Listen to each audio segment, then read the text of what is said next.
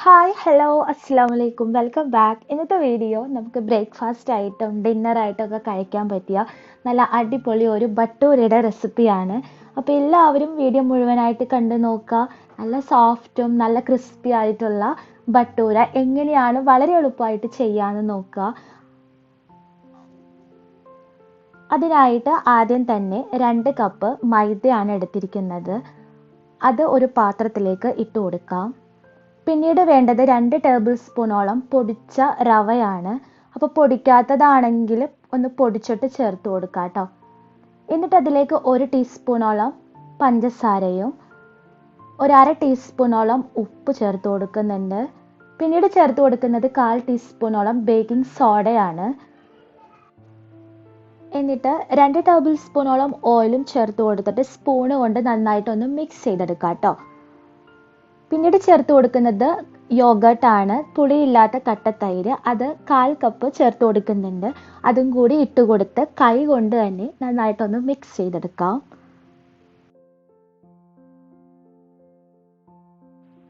കൈ കൊണ്ട് നന്നായിട്ട് മിക്സ് ചെയ്ത് കഴിഞ്ഞാൽ നമുക്ക് കുറച്ച് വെള്ളം എടുത്തിട്ടുണ്ട്. നോർമൽ വാട്ടറാണ് എടുത്തിരിക്കുന്നത്. അതിൽ നമുക്കിതൊന്ന് കുഴച്ചെടുക്കണം.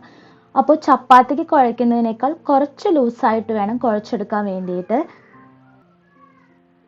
അങ്ങനെ ആകെ ആവശ്യമായിട്ടുള്ള വെള്ളം 1/2 കപ്പ് വെള്ളമാണ്. അപ്പോൾ കുറച്ചൊന്ന് അങ്ങോട്ടും ഇങ്ങോട്ടും കൂടുകയോ കുറയുകയോ ചെയ്യാം. അപ്പോൾ അതനുസരിച്ച് ചേർത്ത് കൊടുക്കുക. എന്നിട്ട് അതിൻ്റെ മുകളിൽ കുറച്ച് ഓയിലൊന്ന് തടവിയതിന് ശേഷം കുറഞ്ഞത് ഒരു 2 മണിക്കൂറെങ്കിലും റെസ്റ്റ് ചെയ്യാൻ വെക്കണം. കൂടിയാലും കുഴപ്പമില്ല, പക്ഷെ 2 മണിക്കൂറിൽ കുറയരുത്. എന്തെങ്കിലും ഒരു ക്ലിങ് റാപ്പോ അല്ലെങ്കിൽ ഒരു പാത്രമോ വെച്ചിട്ട് നന്നായിട്ട് കവർ ചെയ്ത് 2 മണിക്കൂർ റെസ്റ്റ് ചെയ്യാൻ വെക്കാം. 2 മണിക്കൂറിന് ശേഷം നന്നായിട്ട് ആ മാവ് ഒന്ന് സോഫ്റ്റ് ആയിട്ടുണ്ടാവും. നമ്മൾ പൊറോട്ടയ്ക്കൊക്കെ ആക്കുന്ന ആ ഒരു പരുവത്തിനാണ്. ഇനി അത് ഓവറായിട്ട് കുഴയ്ക്കാൻ നിൽക്കണ്ട. അതിൽ നിന്ന് ഓരോരോ ബോൾസ് ഇങ്ങനെ പൊറോട്ടയ്ക്ക് എടുക്കുന്ന പോലെ തന്നെ ആക്കിയെടുക്കാവുന്നതാണ്. അങ്ങനെ 2 കപ്പ് മൈദയിൽ നിന്ന് നമുക്ക് കിട്ടിയിരിക്കുന്നത് 10 മീഡിയം സൈസുള്ള ബോളാണ്. എന്നാൽ ഭയങ്കര വലുതും അല്ല ചെറുതും അല്ല കേട്ടോ. എന്നിട്ട് ക്രാക്സ് ഇല്ലാത്ത ബോൾ ഷേപ്പിൽ ആക്കിയെടുക്കണം കേട്ടോ. ഇങ്ങനെ ഉള്ളിലേക്ക് ആക്കി കൊടുക്കുകയാണെങ്കിൽ നമുക്ക് കറക്റ്റ് ഷേപ്പിൽ തന്നെ കിട്ടും. എന്നിട്ട് നമുക്കിതൊന്ന് പരത്തിയെടുക്കണം. നമുക്ക് പൊടിയിലും പരത്തിയെടുക്കാം, അല്ലെങ്കിൽ എണ്ണയിലും പരത്തിയെടുക്കാവുന്നതാണ്. ഓയിൽ വെച്ച് ചെയ്യുമ്പോൾ കുറച്ച് ബുദ്ധിമുട്ടാണ്, പൊടിയിൽ വെച്ച് ചെയ്യുമ്പോൾ കുറച്ച് എളുപ്പമായിട്ടാണ് എനിക്ക് തോന്നിയിട്ടുള്ളത്. അപ്പോൾ നന്നായിട്ട് പരത്താനൊക്കെ അറിയുന്നവരാണെങ്കിൽ നല്ല അടിപൊളിയായിട്ട് തന്നെ പരത്തിയെടുക്കാം കേട്ടോ. അപ്പോൾ ഞാൻ ഈ ഒരു ഷേപ്പിലാണ് പരത്തിയെടുത്തിരിക്കുന്നത്. അപ്പോൾ നിങ്ങൾക്ക് റൗണ്ട് ഷേപ്പിലോ അല്ലെങ്കിൽ ഇതുപോലുള്ള ഓവൽ ഷേപ്പിലോ ആക്കിയെടുക്കാം കേട്ടോ. എന്നിട്ട് ചൂടായ എണ്ണയിലിട്ട് നമ്മൾ പൂരിയൊക്കെ പൊരിച്ചെടുക്കുന്നത് പോലെ തന്നെ പൊരിച്ചെടുക്കാം.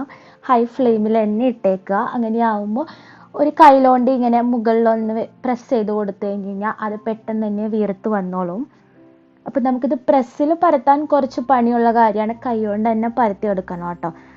അങ്ങനെ കണ്ടില്ലേ, നല്ല അടിപൊളിയായിട്ട് തന്നെ പൊന്തി വന്നിട്ടുണ്ട്. ഇനി ആ ഒരു ഭാഗം ബ്രൗൺ നിറായി കഴിയുമ്പോൾ നമുക്ക് അതൊന്ന് തിരിച്ചിട്ട് പുറം ഭാഗവും ഒന്ന് ഫ്രൈ ചെയ്തെടുക്കാം. അപ്പോൾ വളരെ എളുപ്പമാണ്, അതുപോലെ തന്നെ നല്ല ടേസ്റ്റുമാണ്. പൂരിയൊക്കെ എപ്പോഴും കഴിക്കുന്നവർക്ക് ഇടയ്ക്കൊക്കെ ഒന്ന് മാറ്റി പിടിക്കാൻ പറ്റിയ നല്ല അടിപൊളി റെസിപ്പിയാണ്. അപ്പോൾ വളരെ ടേസ്റ്റി ആയിട്ടും വളരെ എളുപ്പത്തിൽ നമുക്ക് ചെയ്തെടുക്കാവുന്നതേ ഉള്ളൂ. അപ്പോൾ എല്ലാവരും നല്ല പ്ലഫിയാണ്, അതുപോലെ തന്നെ പുറം ഭാഗം നല്ല ക്രിസ്പി ആയിരിക്കും നമ്മൾ റവ ചേർത്തത് കൊണ്ട് തന്നെ. അപ്പോൾ എല്ലാവരും ട്രൈ ചെയ്ത് നോക്കിയിട്ട് ഫീഡ്ബാക്ക് അറിയിക്കുക. നമ്മൾ സാധാരണയായിട്ട് ബട്ടൂരയുടെ കൂടെ കഴിക്കുന്നത് ചന്ന മസാലയാണല്ലോ. അതിൻ്റെ വീഡിയോ ഇതിന് മുന്നേ ഞാൻ പോസ്റ്റ് ചെയ്തിട്ടുണ്ട്. അപ്പോൾ അതിൻ്റെ ലിങ്ക് ഡിസ്ക്രിപ്ഷൻ ബോക്സിൽ കൊടുക്കുക. കാണാത്തവരുണ്ടെങ്കിൽ കണ്ടു നോക്കുക. പിന്നെ പൊട്ടറ്റോ മസാല ആണെങ്കിൽ എല്ലാം ഇതിൻ്റെ കൂടെ കഴിക്കാവുന്നതേ ഉള്ളൂ കേട്ടോ. അപ്പോൾ വീഡിയോ ഇഷ്ടപ്പെട്ടാൽ ലൈക്ക് ചെയ്യാനും ഷെയർ ചെയ്യാനും സബ്സ്ക്രൈബ് ആക്കാനൊന്നും മറക്കരുത്. അപ്പോൾ ഇന്നത്തെ വീഡിയോ ഇത്രയേ ഉള്ളൂ. ഇൻഷാ അല്ലാഹ് ഇതുപോലുള്ള പുതിയ വീഡിയോ ഒക്കെ ആയിട്ട് കാണുന്നത് വരെ താങ്ക് യു.